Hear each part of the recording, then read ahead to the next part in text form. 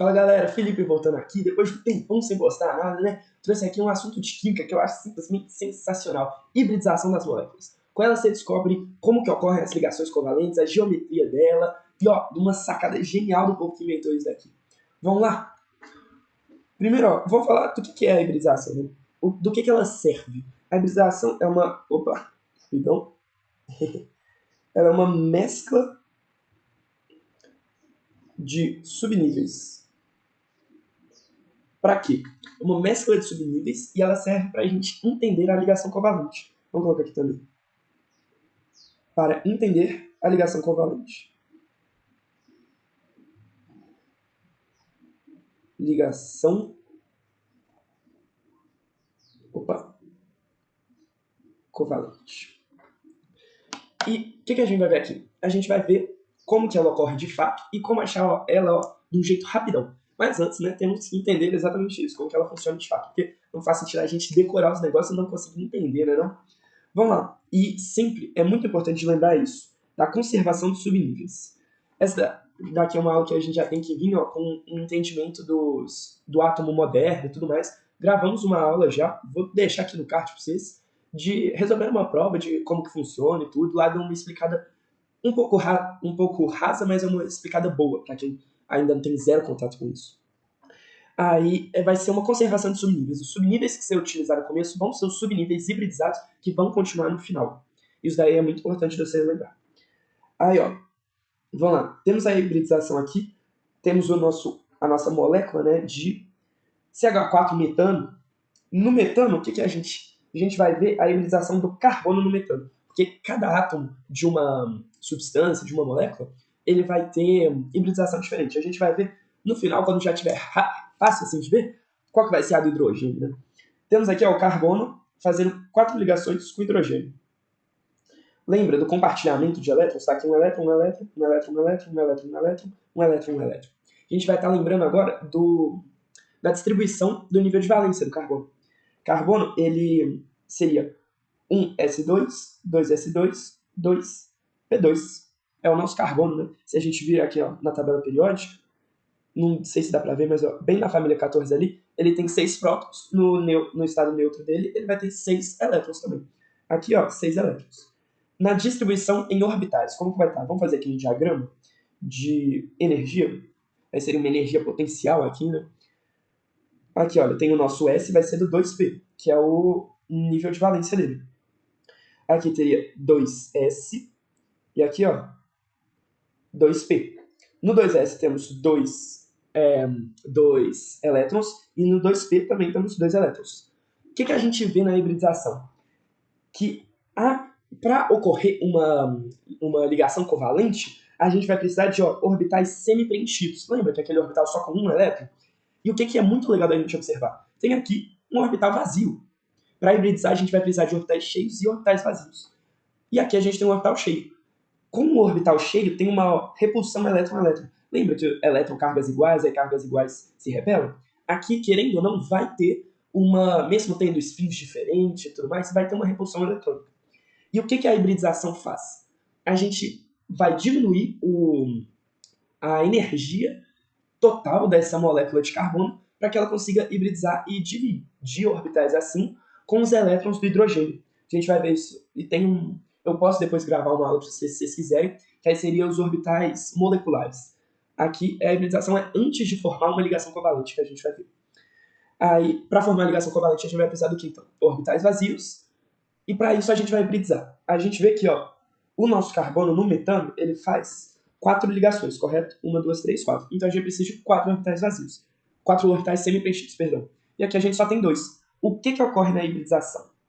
Vamos puxar aqui. Hibridizou, o que vai acontecer? Isso é uma tentativa para explicar a ligação covalente, né? Igual a gente já falou. Vai estar aqui, vai formar um nível mediano de energia. Óbvio que para passar esse elétron para cá, você vai gastar um pouco de energia, mas no final, a energia total, né, do sistema, tipo, recebi tanto de energia, mas gastei tanto, fica positivo assim. A gente acaba diminuindo o nível de energia total e vale a pena para o átomo, porque quanto menos energia, mais estável, né? Aí a gente hibridizou, ou seja, mesclamos os subníveis e formamos calma aí, 4 subníveis híbridos. Aqui, olha, a gente vê, deixa eu colocar aqui, puxar aqui desse outro lugar, que como fala, o S e o P, o S realmente ele é mais, como fala, ele é menos energético do que o híbrido, e o P ele vai ser mais energético. Aqui é a nossa escala de energia, tá vendo? Aí o que vai acontecer? Aqui a gente pegou 3 orbitais, deixa eu excluir os elétrons. A gente pegou 3 orbitais do nível P e um orbital do nível S. Então aqui vai ser sp3, a hibridização do nosso carbono do metano. E aqui tinham 2 elétrons, correto? E aqui 2 também. Esses 2 elétrons vão descer para aqui, para esse orbital híbrido que a gente criou, que a gente meio que mesclou os orbitais P e S.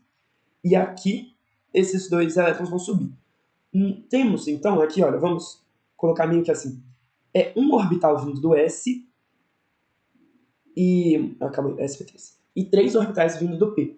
Então, vocês concordam comigo que, tipo, 75% dele vai ser, vamos dizer, vai ser meio que com características do orbital P e 25% vai ser com característica do orbital S? Isso a gente vê muito no nível de energia. A gente vê que tem outras hibridizações, né? Por exemplo, o sp2.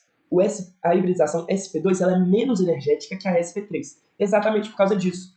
sp2 já vai ser 66% do P e vamos colocar aqui 33% do S. Ou seja, você diminuiu ali um pouco da energia, porque o P, que é o mais energético, que vai levar essa hibridização para uma energia superior, para uma energia acima, vai estar em menor quantidade. Então vai acabar que abaixa um pouco a energia. Só que aqui no nosso carbono, né, não tem como ele fazer sp3, porque ele está fazendo sp2, perdão. Porque ele está fazendo 4 ligações. E aqui, ó, 4 ligações semi-preenchidas, 4 orbitais semi-preenchidos. Tem possibilidade de fazer essa ligação aqui com os hidrogênios. Correto? Correto. Essa daqui é a hibridização do nosso carbono no metano. Se a gente vier para o gás carbônico, como que é esse gás carbônico? Tá aqui, ó, COO. Aí aqui, ó, tem o resto do oxigênio aqui também. Ele está fazendo uma dupla com o carbono está fazendo 2 duplas com oxigênio e 2 simples. Ó, 2 duplas, aí seria uma sigma e uma pi de um lado e uma sigma e uma pi do outro. De novo, nosso carbono aqui, né, 6 elétrons na camada de valência. Vocês concordam que é a mesma coisa dessa daqui? Calma aí. Coloca aqui. Só que tem um porém.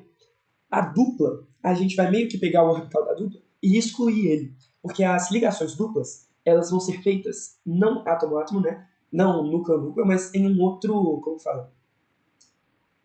Em uma outra direção espacial, vamos colocar assim. Fugiu aqui o nome certinho. Mas a gente vai acabar excluindo esse orbital da hibridização. Porque o orbital da dupla, ele não vai, como fala? Não vai funcionar desse mesmo jeito por conta da ligação π. A ligação sigma vai se comportar de um jeito e a ligação π de outro. Aí a gente vai acabar excluindo esse orbital da ligação dupla. Então aqui, ó, a gente vai formar desse mesmo jeito assim, ó. Deixa eu copiar e colocar aqui. Porém, tem esses 2 daqui que vão fazer a ligação dupla.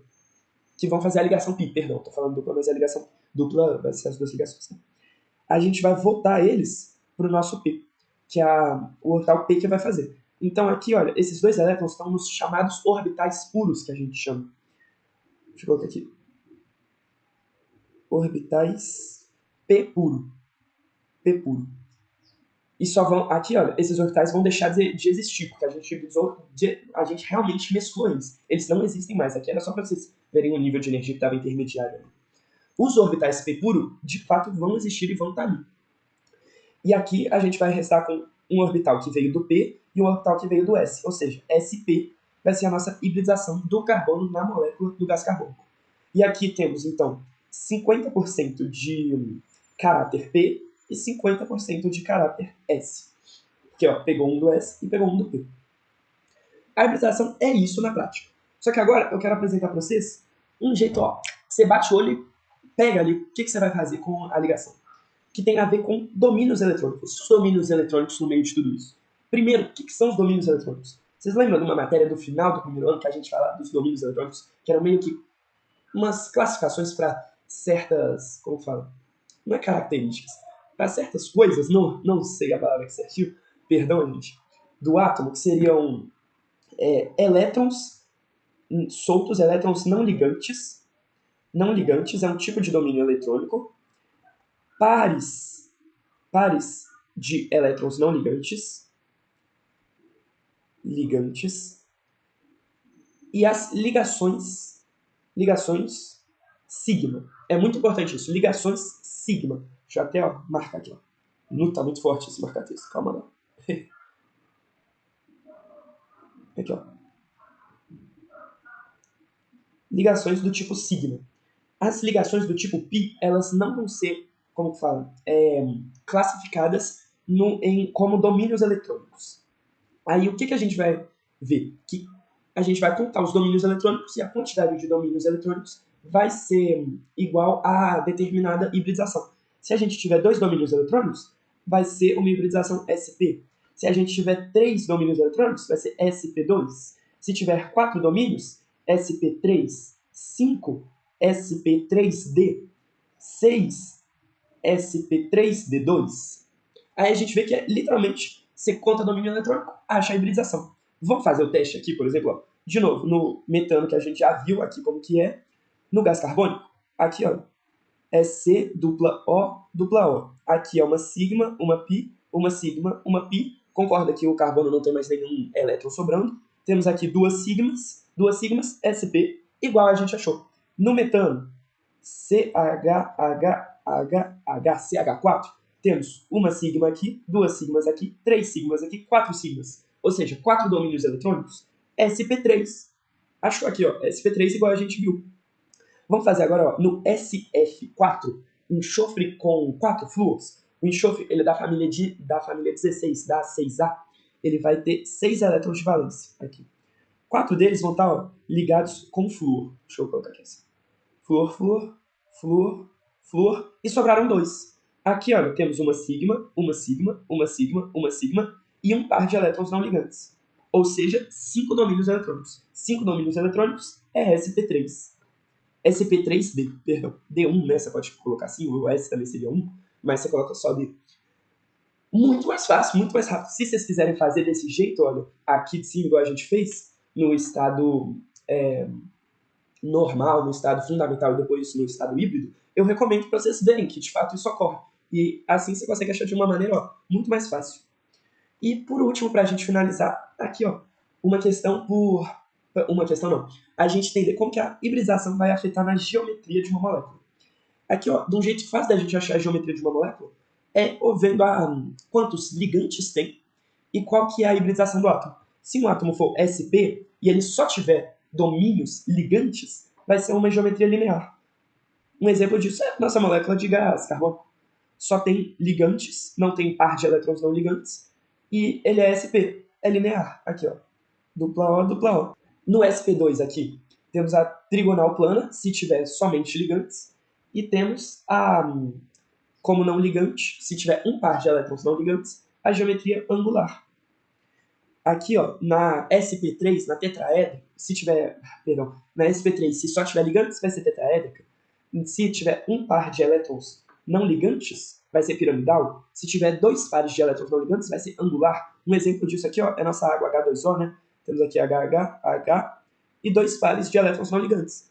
Um domínio, 2 domínios, 3 domínios, 4 domínios, sp3, e 2 não ligantes, angular. Você acha assim, ó, geometria facinho.